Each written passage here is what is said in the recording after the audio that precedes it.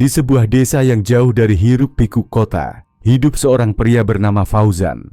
Warga mengenalnya sebagai seorang ustadz yang lembut tutur kata, rajin mengajar anak-anak mengaji, dan selalu hadir ketika ada warga yang butuh nasihat. Rumahnya berada di tepi desa, dekat pepohonan bambu yang merimbun, berdiri sederhana namun paling sering disinggahi warga yang meminta doa atau sekadar menenangkan diri. Namun, kebaikan yang tampak itu perlahan mulai retak setelah kejadian satu malam yang tak pernah diceritakan pada siapapun. Malam itu sunyi. Lampu-lampu rumah warga sudah padam, hanya tersisa suara hembusan angin yang menyapu dedaunan. Di musala kecil, tempat ia biasa mengajar, Fauzan duduk sendirian, memandangi sajadah lusuh yang sudah ia gunakan bertahun-tahun. Biasanya ia membaca doa sebelum tidur, tetapi malam ini tangannya gemetar. Matanya merah, bukan karena menangis, melainkan seperti menahan sesuatu yang tak sanggup lagi ditutupinya. Di depan sajadah itu, terbentang kain putih yang membungkus sebuah tubuh kecil. Tubuh itu dingin dan membiru, wajahnya pucat, matanya tertutup rapat. Itu adalah jenazah seorang anak perempuan, tak berdosa, tak berdaya, namun nasibnya telah diputuskan. Fauzan menatap jenazah itu lama. Ia menarik napas panjang, lalu perlahan berkata pelan, hampir seperti berbisik, "Maafkan aku, tapi aku tidak punya pilihan lain." Beberapa hari sebelumnya, hidup Fauzan tidak seperti sekarang. Meskipun dihormati warga, ia tertekan oleh kemiskinan yang menyelimuti keluarganya. Ia memiliki seorang istri, Siti, dan seorang anak laki-laki berumur 7 tahun, Arif. Rumah mereka sering kekurangan beras, dan orang-orang yang dulu rajin bersedekah kini jarang datang. Fauzan pernah mencoba berdagang, bertani, namun semuanya gagal. Sawahnya kekeringan, ternaknya mati satu persatu. Malam itu, ketika ia berdiam diri di musala dan menangis dalam sujudnya, seseorang datang. Bukan manusia, bukan pula bayangan samar, melainkan seorang lelaki tua berjubah hitam yang tiba-tiba muncul di ambang pintu. Wajahnya tirus, matanya cekung, suaranya tenang namun dingin. "Engkau meminta pertolongan dan aku datang," katanya. Fauzan terperanjat. Lelaki itu tersenyum, bukan senyum ramah, melainkan senyum penuh rahasia. Allah tidak menutup rezeki hambanya, tapi kadang rezeki itu butuh pintu lain untuk dibuka. "Apa maksudmu?" tanya Fauzan lirih. Lelaki itu mendekat. "Jika kau mau lebih dari sekadar cukup, jika kau ingin dihormati, kaya, disegani, kau bisa mendapatkannya. Tapi kau harus memberi sesuatu sebagai gantinya." Darah Fauzan berdesir. Ia mundur setapak. "Aku tidak mau melakukan hal yang melanggar agama." Lelaki itu tertawa kecil. "Agama? Kau pikir mereka peduli agamamu ketika anakmu kelaparan, ketika istrimu menangis diam-diam di dapur? Kau mau sampai kapan hidup seperti ini?" Kata-kata itu menusuk. Fauzan hanya terdiam. Lelaki itu melangkah lebih dekat dan berbisik, "Aku tidak meminta nyawamu. Aku hanya ingin kau membangkitkan satu jiwa yang telah mati. Dia akan membantumu. Dia akan menuruti keinginanmu. Dan kau hanya perlu memberinya tempat." Fauzan terdiam lama. Ia merasa seluruh tubuhnya dingin. Lelaki itu mengulurkan kertas lusuh berisi syarat-syarat ritual pemanggilan arwah. Di bagian bawah tertulis satu nama, Sari. Sari adalah perempuan muda di desa itu yang meninggal tragis 2 tahun lalu. Ia hamil tanpa suami dan ditemukan tewas di tepi hutan dengan tali kain melingkar di lehernya. Warga menguburnya tanpa ritual lengkap karena dianggap mati membawa aib. Sejak itu makamnya jarang dikunjungi, seolah dilupakan. "Bangkitkan dia," kata lelaki itu, "dan sebagai ganti, dia akan menjadi perantara rezekimu." Dia tahu betapa kejam dunia ketika ia hidup. Sekarang ia akan membalasnya untukmu dengan cara apapun. Fauzan awalnya menolak, tapi rasa takut dan putus asa perlahan mengalahkan imannya. Di malam penuh gelap itu, ia pergi ke makam Sari ditemani lelaki berjubah hitam. Ia membawa bunga melati, seikat rambut, dan darah ayam hitam dari halaman rumahnya. Tanah makam digali pelan-pelan dengan tangan gemetar. Tidak dalam, hanya cukup untuk menyingkap kain kafan yang telah menguning tertutup tanah. Fauzan membaca ayat-ayat, bukan doa untuk arwah, tapi sesuatu yang diajarkan oleh lelaki itu, mantra gelap yang memanggil ruh dari alam lain. Tanah bergetar halus, udara menjadi sangat dingin. Kain kafan itu mulai bergerak, pelan, seperti ada yang bernapas di dalamnya. Fauzan jatuh terduduk, tubuhnya lemas, suara tak mampu keluar. Lelaki itu hanya tersenyum tipis dan berkata, "Mulai malam ini, hidupmu tidak akan sama lagi." Dan malam itu, sesuatu kembali ke dunia. Keesokan harinya, desa masih seperti biasa. Anak-anak bermain di jalan tanah. Para ibu menjemur pakaian. Tidak ada yang tahu bahwa di rumah Ustadz Fauzan, di ruang belakang terkunci rapat, ada sesuatu yang baru hadir, sesuatu yang tidak seharusnya ada di dunia. Siti merasakan perubahan pertama kali. Suaminya semakin sering keluar malam tanpa penjelasan. Wajahnya pucat, matanya cekung, tapi ada kilatan aneh di dalamnya. Seolah ia menyimpan rahasia yang terlalu berat untuk dibagi, tapi terlalu gelap untuk ditinggalkan. Di sudut rumah, Siti merasa seperti sedang diawasi. Tidak ada suara, tidak ada bayangan, tapi udara terasa penuh tatapan. Seakan-akan seseorang berdiri di balik pintu, menatapnya. Dan malam itu, saat semua terlelap, Siti mendengar suara halus, bukan ketukan, bukan jeritan, tapi seperti seseorang berdiri tepat di samping tempat tidurnya, menghembuskan napas pelan. Malam itu, desa Karangjati masih dibungkus keheningan yang menyesakkan. Hawa dingin mulai turun, menempel di kulit seperti embun kematian. Warga sudah menutup pintu rapat-rapat, sebagian bersembunyi di balik tirai, karena bisikan-bisikan ganjil tentang makam yang terbuka dan suara tangisan samar yang berasal dari arah pemakaman tua. Tapi tidak ada yang berani bertanya keras-keras. Tidak ada yang berani berkata buruk tentang Ustadz Fauzan. Janur, pemuda penjaga makam, masih duduk di sudut rumahnya, wajahnya pucat dan tangannya gemetar. Setiap kali ia memejamkan mata, ia kembali melihat tanah makam Sari yang terkuak. Dan wajah pucat itu, mata perempuan yang seharusnya telah mati, namun terasa hidup, memandangi langit tanpa suara, seakan ingin bangkit untuk membalas dendam.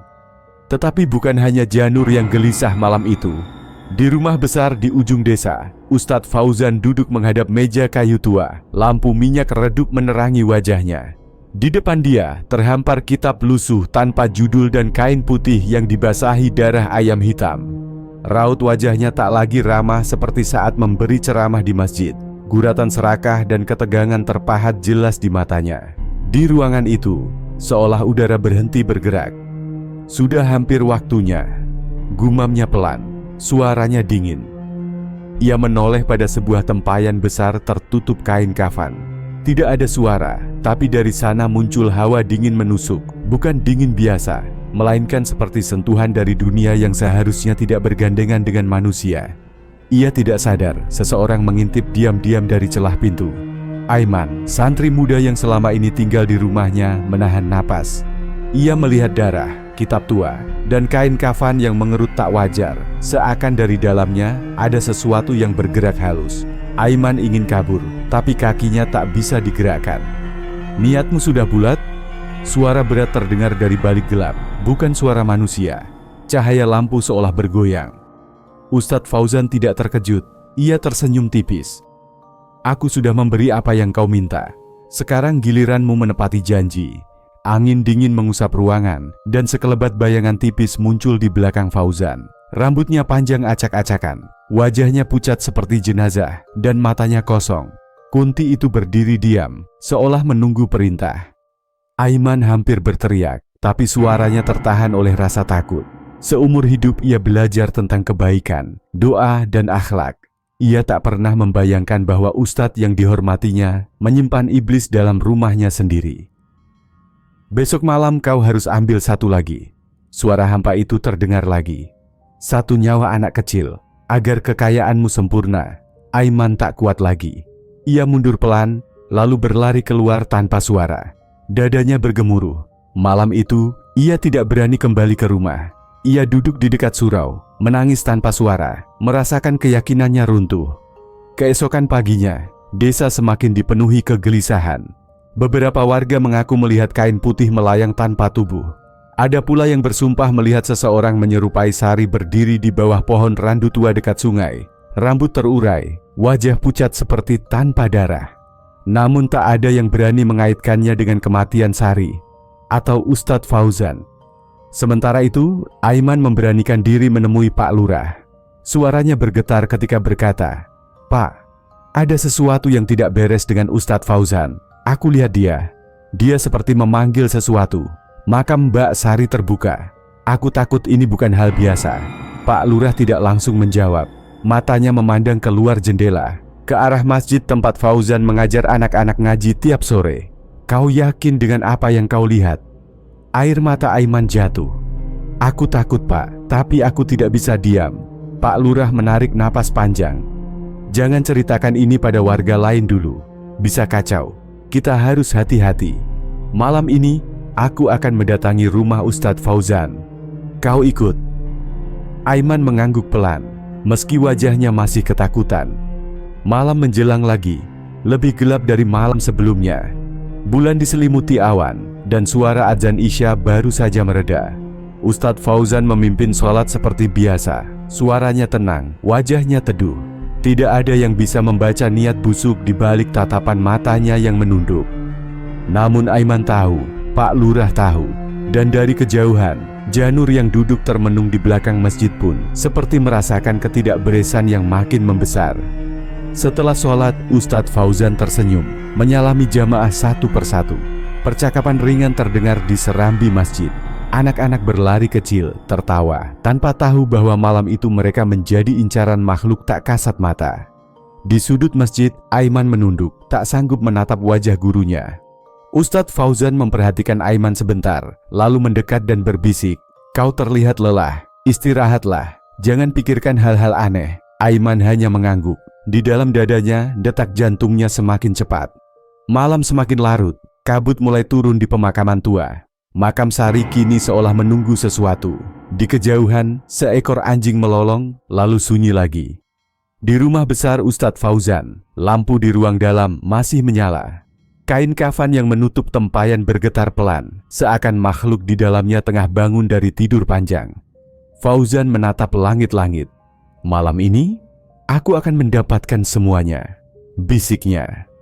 Ia tidak sadar, dua sosok diam-diam mendekat rumah itu, Pak Lurah dan Aiman.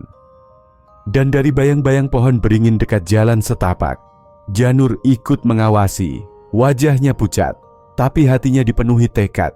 Ia tak ingin desa ini jadi tempat kematian berikutnya. Mereka tidak tahu, pintu akhir sudah terbuka. Dan apa yang mereka temukan malam itu akan jadi awal dari kengerian terbesar di desa Karangjati.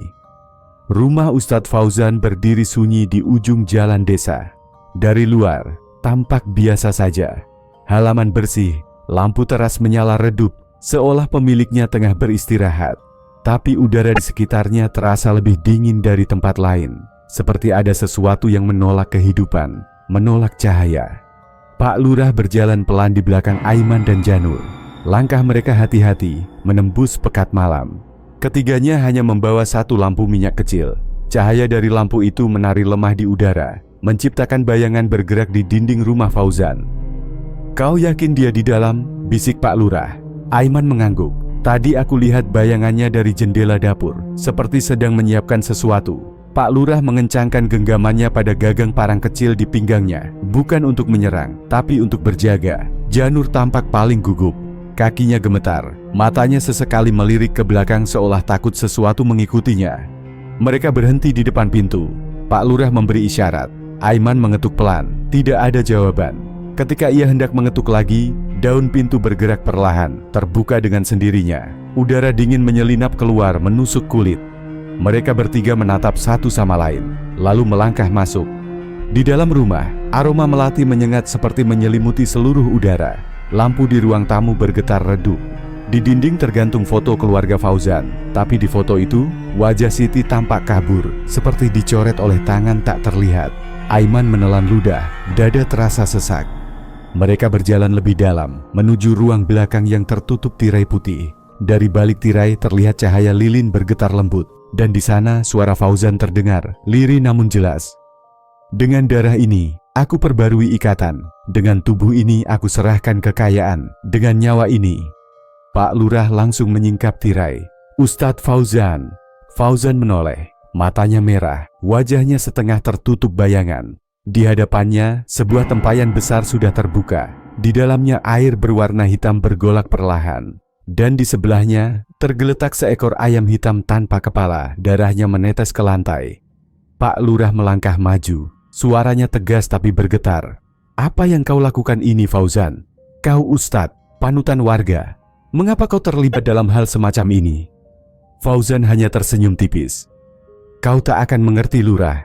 Dunia ini milik mereka yang berani mengambil kesempatan.